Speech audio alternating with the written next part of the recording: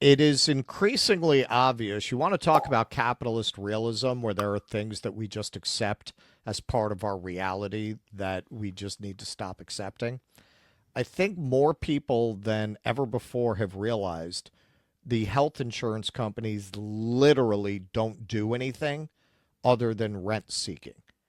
Right. They serve no purpose in the system other than to extract money and get between patients and doctors. There is they provide no service whatsoever. And now these horror stories about how they actually operate are becoming more and more visible. So here's one doctor who actually had to leave the operating room during surgery to answer to the insurance company. 25 and insurance just keeps getting worse. I just did 2 bilateral deeps and 2 bilateral tissue expanders for patients. And I've never had this happen before, but during the second deep, I got a phone call into the operating room saying that United Healthcare wanted me to call them about one of the patients who was having surgery today, who was actually asleep having surgery. And, said I had to call right now. So I scrubbed out of my case and I called United Healthcare, and the gentleman said he needed some information about her, wanted to know her diagnosis and um, whether her inpatient stay should be justified. And I was like, do you understand that she's asleep right now and she has breast cancer? And the gentleman said, actually, I don't. That's a different department that would know that information. And I was like, well, she does need to stay overnight tonight. And you have all the information with you because I got approval for this surgery, and I need to go back and be with my patient now. But yeah, it's out of control. Insurance is out of control. I have no other words. All right, this was put out by Wall Street Apes, which is interesting to me.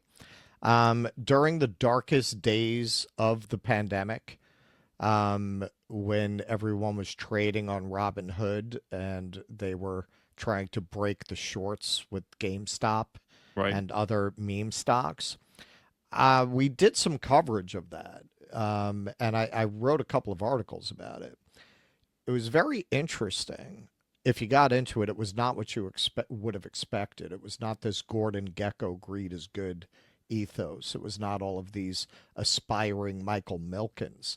It was lots of stories about how they wanted to get revenge against Wall Street because they were children in 2008 and their families lost their house, or their father wound up drinking himself to death because he lost everything in the crisis.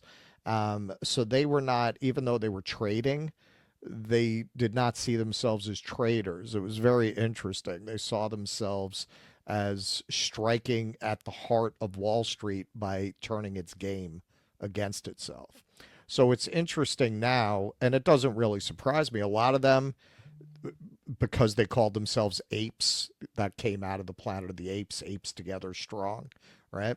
They put one of their causes was to donate to gorillas and ape sanctuaries. Hmm. They would, when they had big scores, they would donate Wii switches to children's hospitals. They would donate money to children's hospitals. So it was a very interesting cultural phenomena.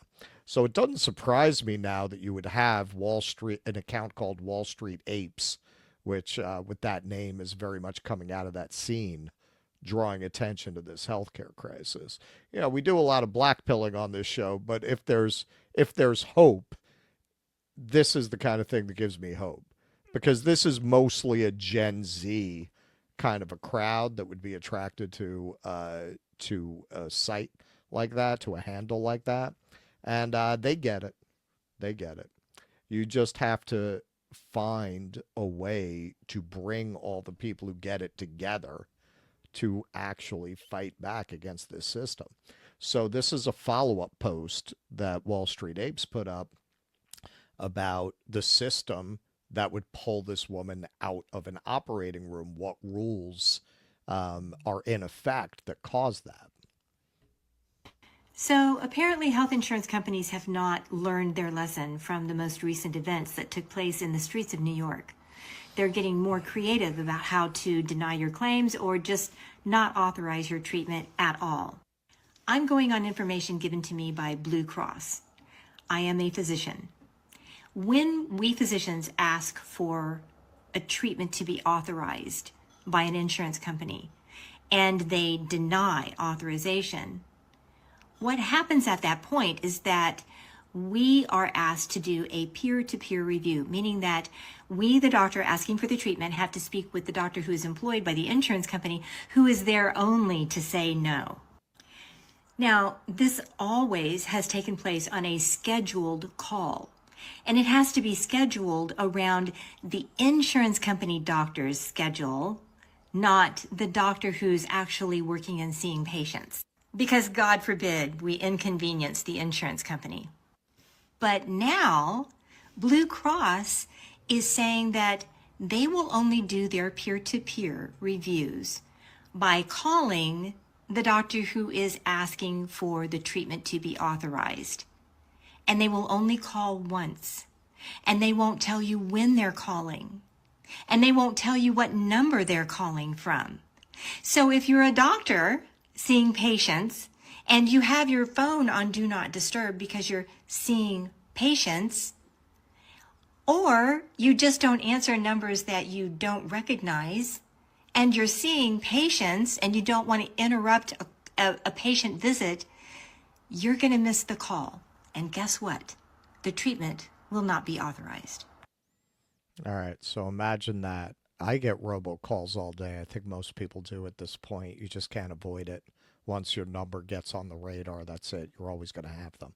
Right. So everyone's just kind of stopped answering numbers they don't know, right? I don't. Right. So imagine you're a doctor and all of those calls, you got to answer them when you're with patients because it might be a health insurance company. Like the perversity of this system. And that's where Luigi, who didn't do anything, he didn't do Right. anything. But the accusations against him have drawn a spotlight to this. And this is another reason I say the honeymoon with Trump is going to wear off real quick because they don't even talk about this. They don't give a shit about this. And not. now that there is a spotlight on it, I think once they're in power, because this affects a lot of the MAGA base. What? If you're MAGA, you like losing your house because your wife got cancer? They like that. So when they start asking for answers to this, when they see, oh, getting rid of the immigrants didn't magically solve medical bankruptcy, and they Right. start asking for an answer to this, they don't have an answer because they're billionaires that never cared about these people. They were very happy to suck up their adoration and their votes and their donations. They don't actually care about the day-to-day problems these people have. They care about their problems insofar as their issues are complementary to their interests. Yeah, you want to get rid of the immigrants? Yeah, okay.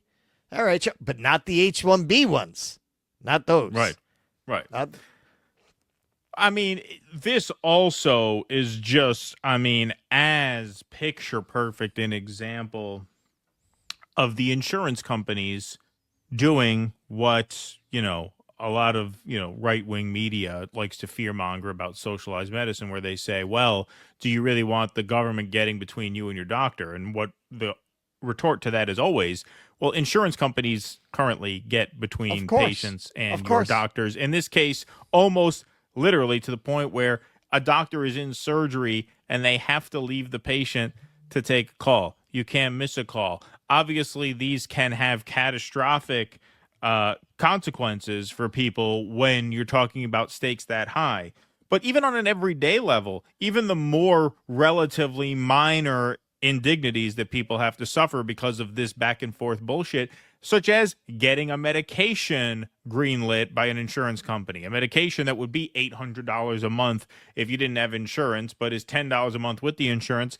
To get them to cover that often requires many back and forths and phone calls from numbers that you don't recognize that you might miss, in which case the whole process has to start over again. Now they have to contact the primary care for a prior authorization. The doctor has to send the prior authorization to the insurance company, which then sends it to the pharmacy. And if, like I said, if one step in that chain is broken, the process has to start over.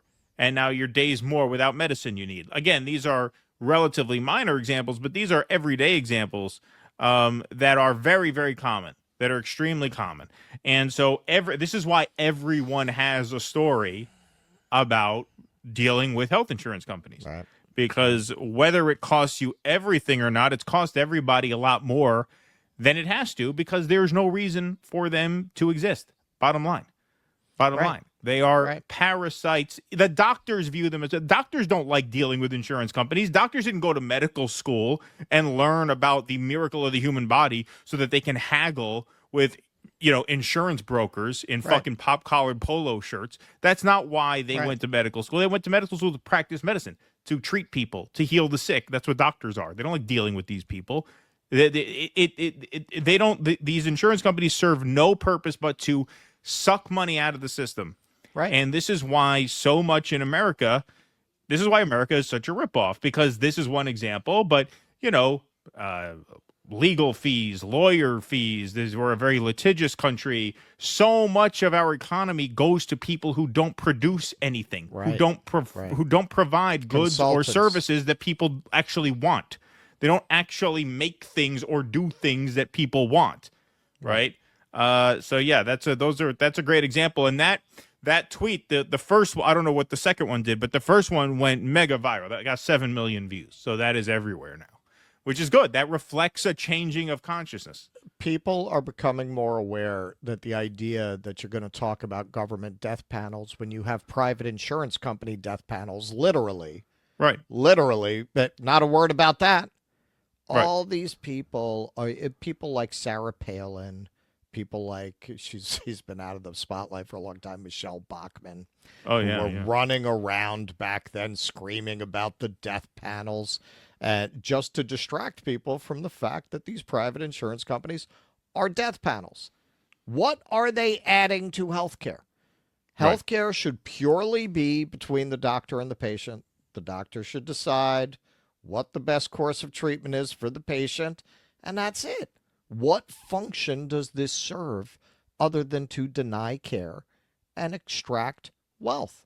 Obama went and said, if you start over, sure, but think about all the thousands of jobs. Go fucking sell pencils on the corner, you fucking grifting scumbags. Yeah, find real work. How's that? Find a real job. Go to medical school. How about that? Right, exactly. Right. More people will be going to the doctor when they're no longer denied care, with a barrier to entry being price. Right. Yeah, absolutely. That is a great response to, well, what about all the jobs? Well, they can get out of that business. Please clap.